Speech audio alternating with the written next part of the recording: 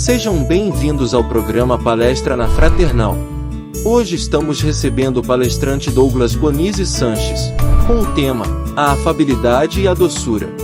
Rádio e TV Fraternal, sempre em sintonia com você.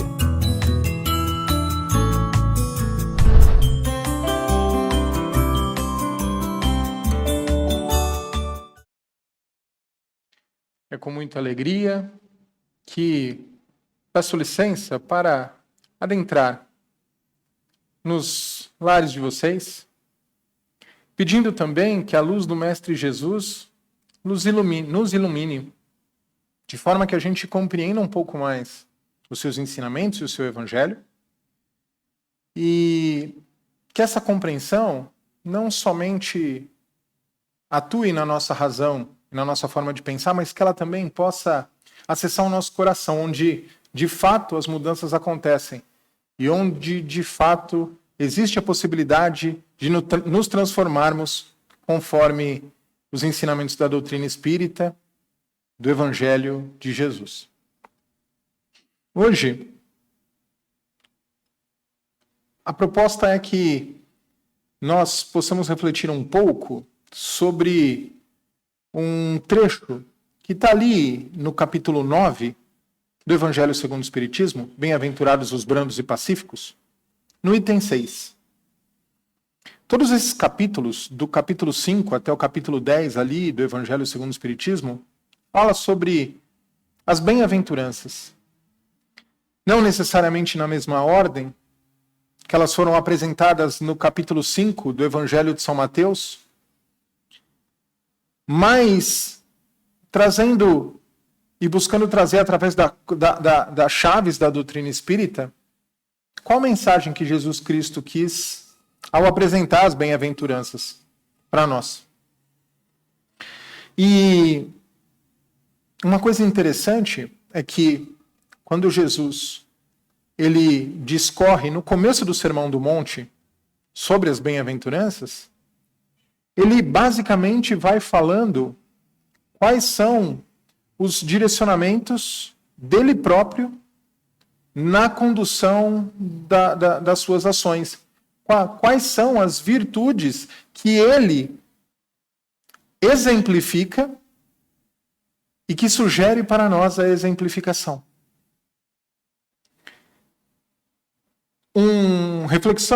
Reflexões sobre as bem-aventuranças demandariam por si só algumas horas.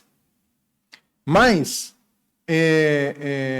existem duas bem-aventuranças, dentre 8 que ele fala, que uma delas é bem-aventurados os mansos, pois eles herdarão a terra, e a outra é bem-aventurados os pacíficos, né, os pacificadores, porque eles serão chamados filhos de Deus.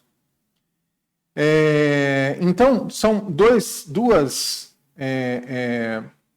ações que ele provoca, que a gente... São dois estados de espírito que ele nos provoca, ser manso, né, e pacífico. E, por si só, o convite do Cristo à mansuetude e à pacificação, né, liga a gente com outras virtudes que Kardec inclui no Evangelho segundo o Espiritismo. E essas virtudes ele vincula elas diretamente com a caridade, que vai aparecer de alguma forma também nas bem-aventuranças, mas como o foco é falar de afabilidade e doçura, vamos começar a decompor, né, as coisas para chegar nesse ponto e no trecho do Evangelho segundo o Espiritismo onde ela é expressa. Mas Kardec fala que a verdadeira caridade ela acontece através de 3 virtudes também, né? Ela acontece através da benevolência, através da indulgência e através do perdão. E quando a gente vai ler esse trecho número 6 do capítulo 9, Bem-aventurados os mansos e pacíficos, esse trecho começa dizendo que a benevolência que é uma dessas virtudes ligadas à verdadeira caridade, ela se manifesta através da afabilidade e da doçura. E essa afabilidade e doçura, estudando um pouco mais sobre ela, nesse trecho e em outros pontos da codificação, e até de alguns livros psicografados pelo Chico, porque Emmanuel fala bastante disso. Tem uma lista. Eu despenderia algum tempo falando dos livros onde esse tema é tratado. Mas, falando sobre a afabilidade e a doçura, né? Primeiro, a gente entende que essas duas ações, esses dois estados de espírito, essas duas posturas, elas estão bastante deficientes na humanidade, na sociedade como um todo. E aí a gente pode até refletir dizendo que, não, mas as pessoas são educadas, né? As pessoas são... Existem várias pessoas que são cortês, umas com as outras. Mas será que isso cerca e limita toda a possibilidade de afabilidade e doçura? Porque essas condições de educação, né, essa condição de ser cortês, ela está muito mais, hoje em dia, uma regra social a uma postura para que nós sejamos aceitos nos círculos onde nós frequentamos, do que, de fato, essa afabilidade e essa doçura que o Cristo exemplificou. Nesse trecho do Evangelho segundo o Espiritismo, ele toca exatamente nesse aspecto. Não adianta sermos educados, não adianta sermos corteses, vinculados a essas convenções sociais. A afabilidade e a doçura, elas são muito mais profundas. Elas demandam uma outra coisa, que é a boa vontade. A legítima vontade de ser benevolente, que é a virtude que se manifesta através da afabilidade e da doçura. A legítima vontade de ser sincero, porque não existe afabilidade e doçura sem sinceridade, e é exatamente esse o ponto que é apresentado do motivo da educação e da cortesia não ser o bastante para que a gente atue, para que a gente haja de forma doce e afável. Mas, para que a gente reflita um pouco, e não somente fique pensando nas vantagens sociais desse tipo de postura, vamos buscar entender o porquê, inclusive socialmente, essa é uma postura requerida. Um dos primeiros pontos, um convite direto de Jesus através das bem-aventuranças. E o que é a bem-aventurança, né? Falei várias vezes de bem-aventurança, mas vale a pena explicar. O trecho das bem-aventuranças, ali no Sermão da Montanha, é um trecho que Jesus apresenta que aqueles que tiverem certo tipo de atitude conduzida por uma virtude, e aí ele passa por 8, são de fato as pessoas felizes, porque bem-aventurado, numa tradução, num sinônimo, né, que a gente entende, são as pessoas felizes. E Jesus, em cada versículo, em cada trecho que ele fala da bem-aventurança, ele fala o motivo do virtuoso, o motivo do bem-aventurado ter aquela felicidade. E a gente vai entender, estudando as bem-aventuranças, que a própria consequência da ação já é o mérito, já é a fonte da felicidade. Que, assim, também se a gente for parar para refletir sobre felicidade, vai bem 1 hora no mínimo de discussão. Mas o convite direto de Jesus para que nós atuemos dessa forma, para que nós sejamos felizes, parece que não está sendo bastante. Porque esse convite foi feito há 2000 anos e, invariavelmente, com as reencarnações, eu tendo a dizer que todos os espíritos vinculados ao planeta Terra já tiveram acesso a essa informação.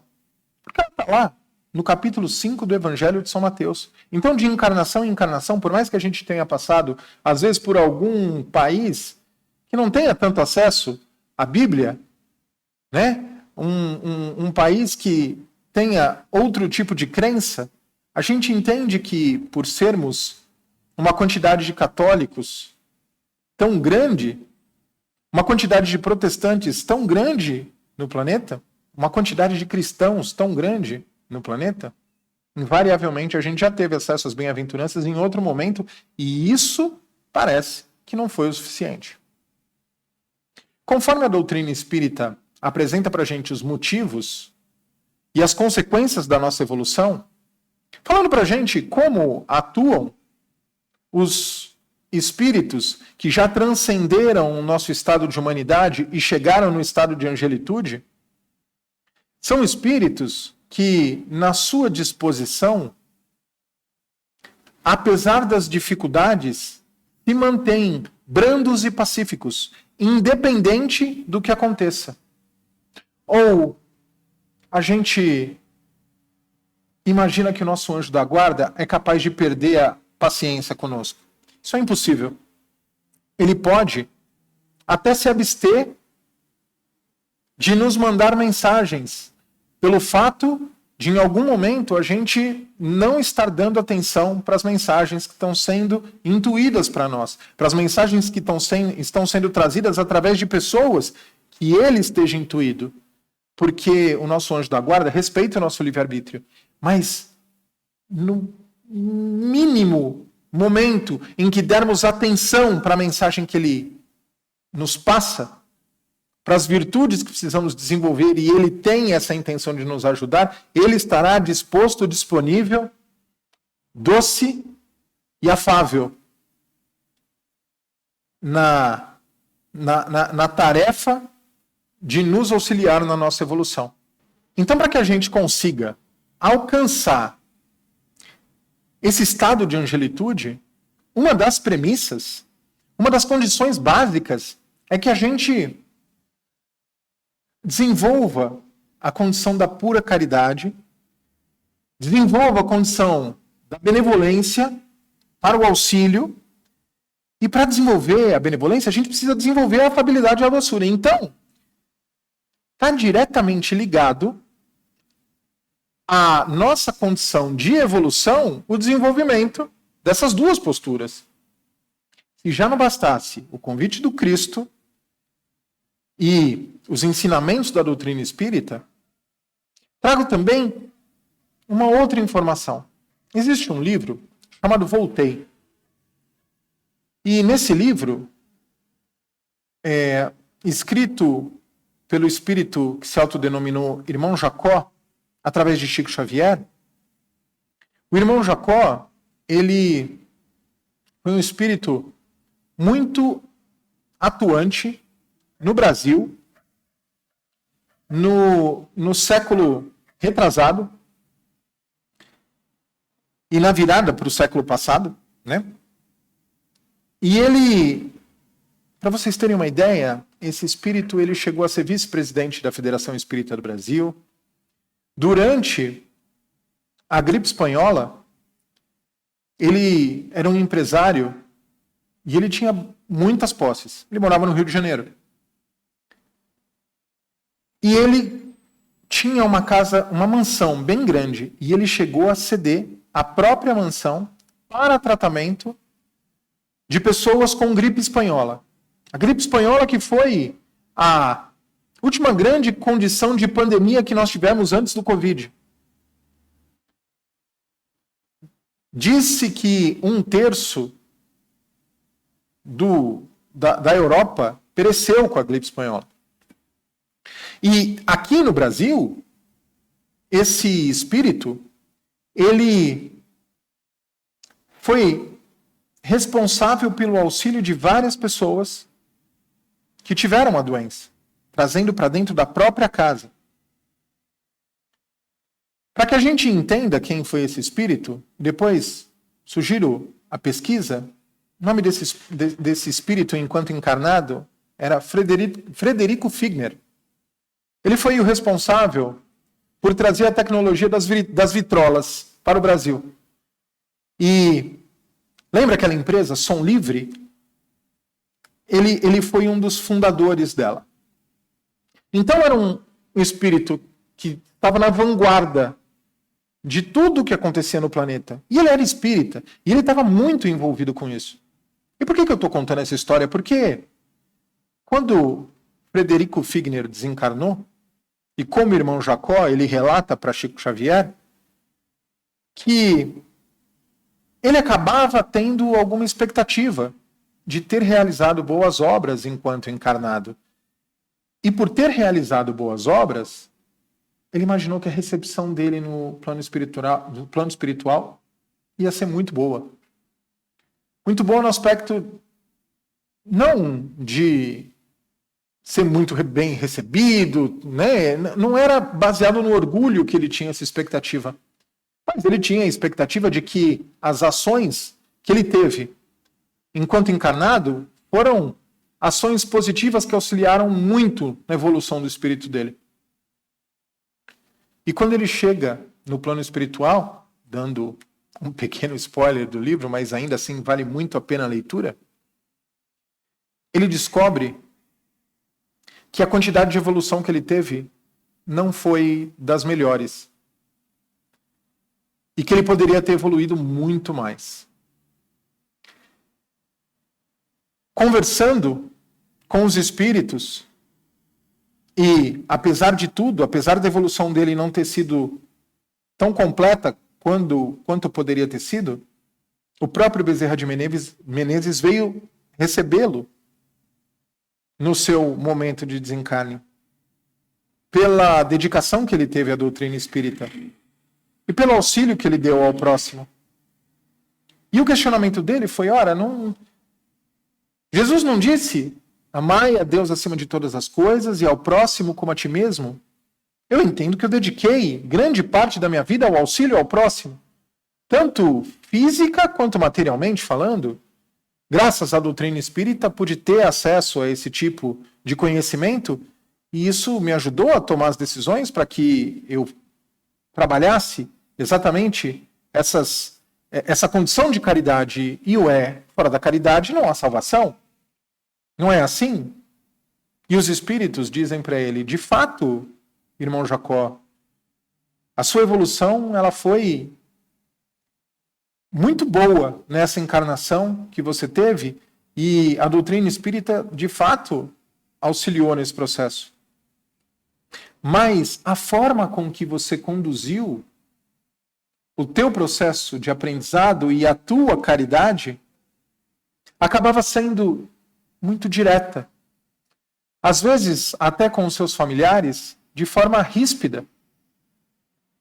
E apesar de todo o auxílio que você pôde proporcionar, toda a caridade executada, a ausência de afabilidade, de doçura, de brandura,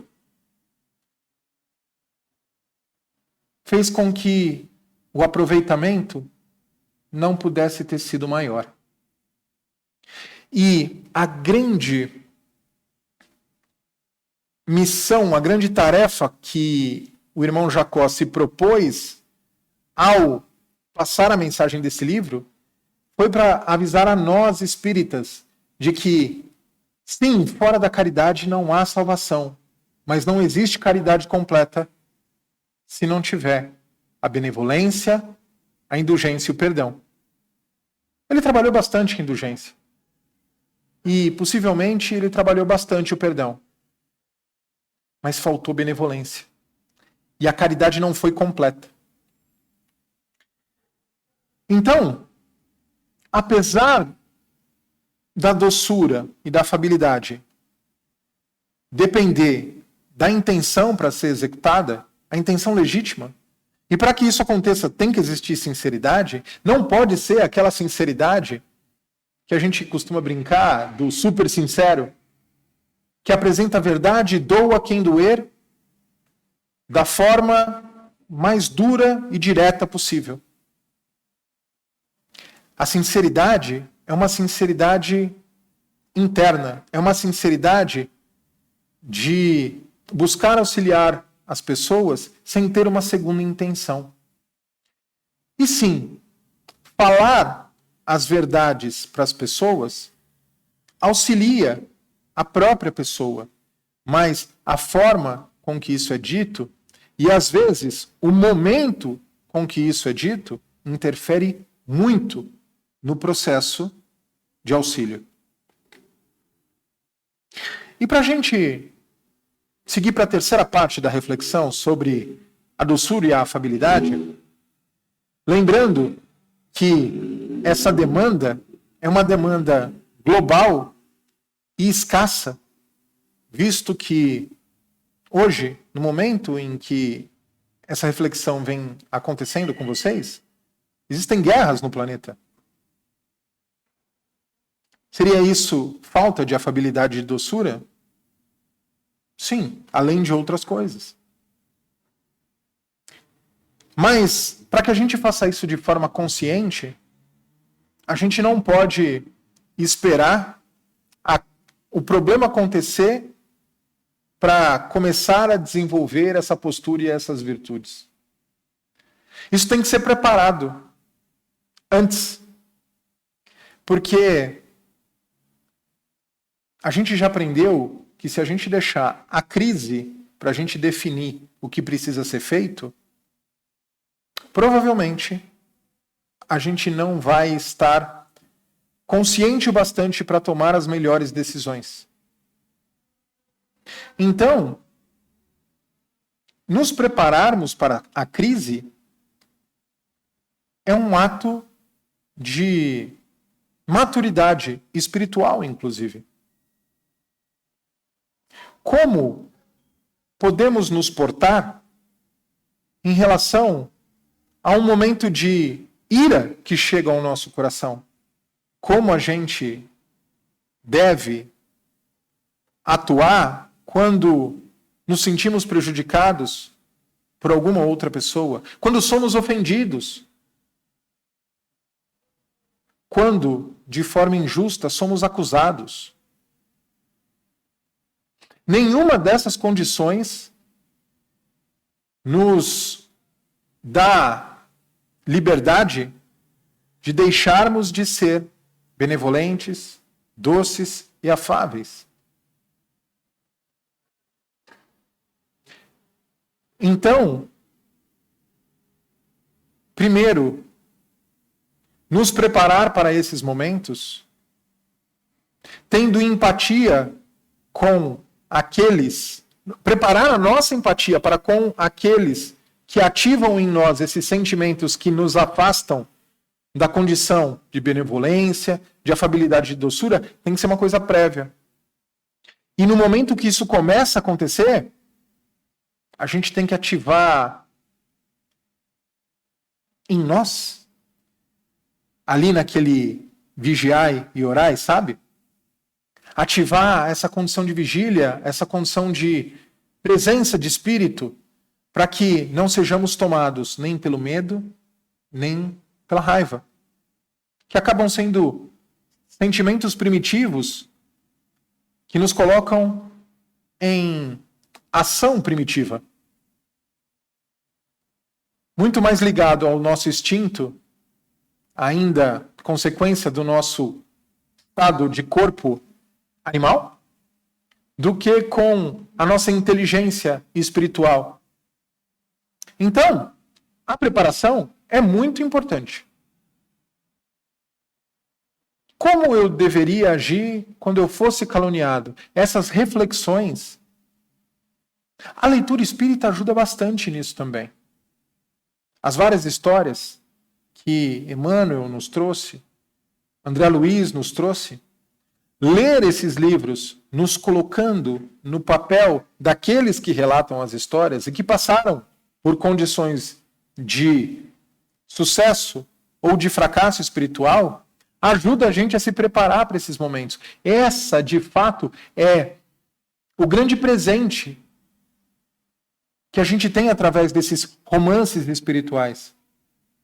Não é só a informação e o encanto que a gente pode ter pelo fato das revelações do plano espiritual para nós. Até porque, entre encarnações, a gente tem contato com ele, a gente só não lembra. Mas, de fato, a grande oportunidade que a gente tem é ter o contato com vivências de outros espíritos, com equívocos e com acertos, para que a gente se prepare, para que no momento que isso aconteça, na nossa encarnação, a gente saiba como melhor agir.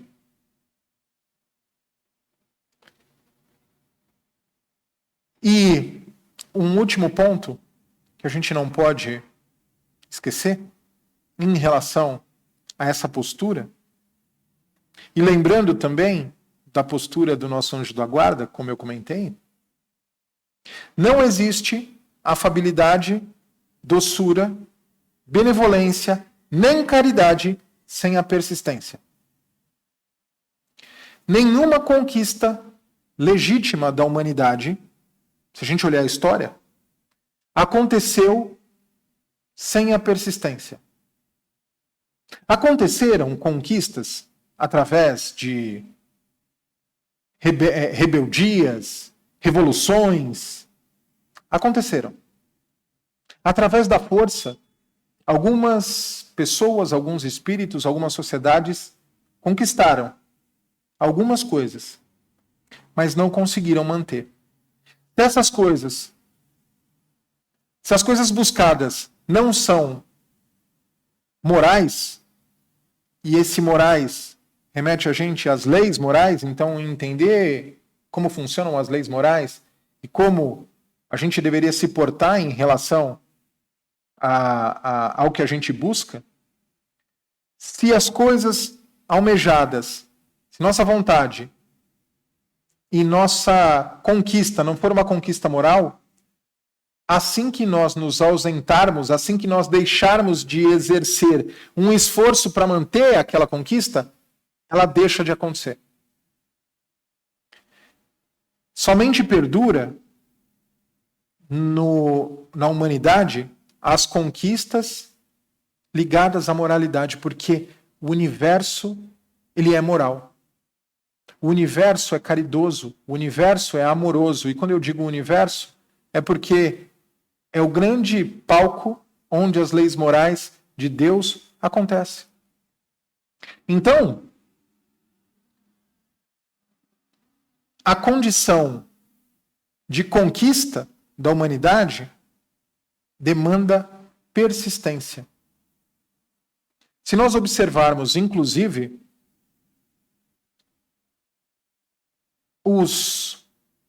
nas histórias das guerras pelas quais passamos, geralmente o vitorioso é aquele que persiste mais, é aquele que resiste mais. Mas não é uma resistência e uma persistência passiva. Não é um aguentar custe o que custar. É uma persistência ativa. É agir de forma doce e afável em todas as oportunidades que nós tivermos, de forma consciente, vinculados às vontades que estão ligadas às leis morais. E enquanto elas não são alcançadas, nós devemos permanecer persistentes, sinceros, com presença de espírito, utilizando de toda a condição que uma oração nos auxilia, e contando com o auxílio de todos os espíritos evoluídos que invariavelmente vão estar associados a nós, se o nosso propósito for conectado à lei moral e se o nosso propósito estiver sendo praticado com doçura e afabilidade. A persistência acaba sendo para nós um teste de fé. Mas, entendendo também que o universo, esse palco das leis divinas, é moral, privilegia a responsabilidade e é uma grande escola onde a didática de Deus acontece, vinculados a todas essas ferramentas do bem,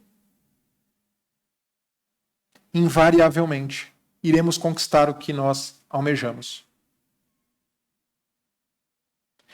Às vezes, não em uma encarnação só. Mas se vamos alcançar a perfeição, de alguma forma, conforme nos é dito, nos vincular a essas atitudes, a essas posturas, garante com que nós alcancemos a evolução, nós e do próximo, que é com quem nós precisamos dedicar a nossa afabilidade e a nossa doçura.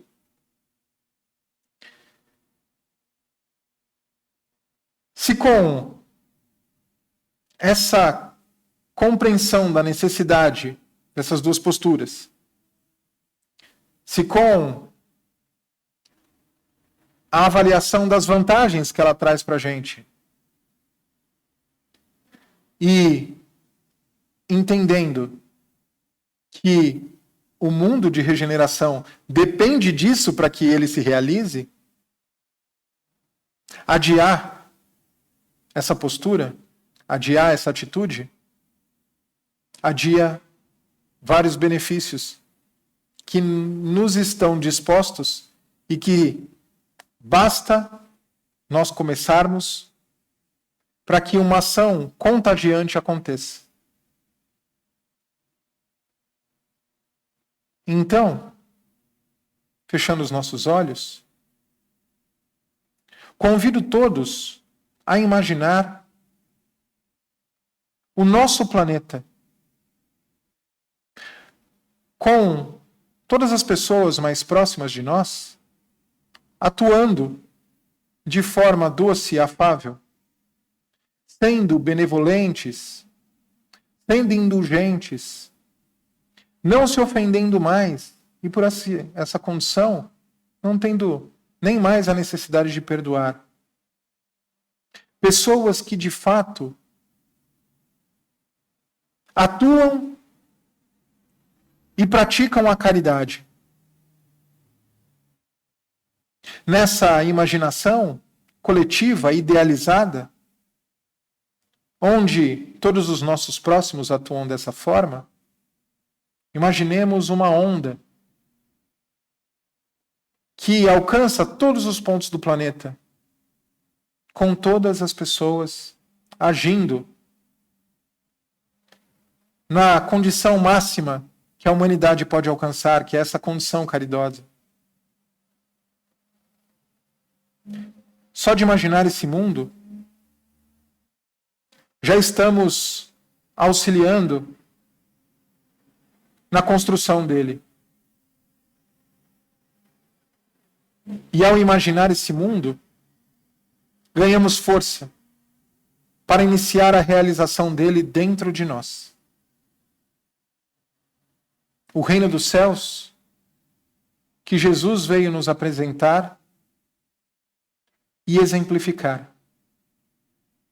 Que esse mundo imaginado possa nos dar a motivação necessária para iniciarmos o trabalho sincero, persistente, da atuação na benevolência. E que possamos lembrar todos os dias de idealizar esse mundo, para que possa ficar um pouco mais fácil de realizá-lo, através de nossas ações, no nosso dia a dia, na vida das pessoas. Que assim seja.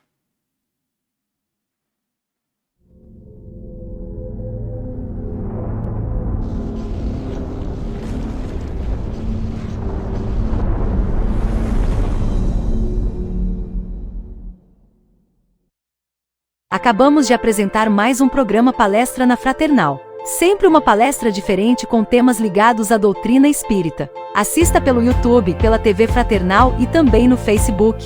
Ouça pelo aplicativo da Rádio Fraternal e pelo site fraternal.net.br. Rádio e TV Fraternal, sempre em sintonia com você.